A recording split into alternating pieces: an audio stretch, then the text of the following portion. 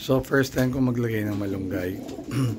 Nakikita ko to, madaming gumagawa niyan, dinudurog pa nila, pinapowderize nila, no? Ihalo sa patoka. Wala kaming puno niyan. Nagkataon yung kapitbahay ko, may malaking puno sila. Nakita ko nagtabas. Sabi ko, kuya, baka pwedeng makahingi ng kaunting dahon kasi tatapon lang nila eh. So napansin ko may bulaklak nga at mga buto yung malunggay. Then oddly, tinutukan ng mga kalapate. Tinutukan ng ibon natin yung mga buto at saka yung bulaklak. Not much yung dahon, hindi pa sila ganun kasanay sa dahon eh. Pero yung kamukha ng mga seeds, yun ang tinitira nila. Ito oh. Ayan, gustong gusto nila yung mga buto.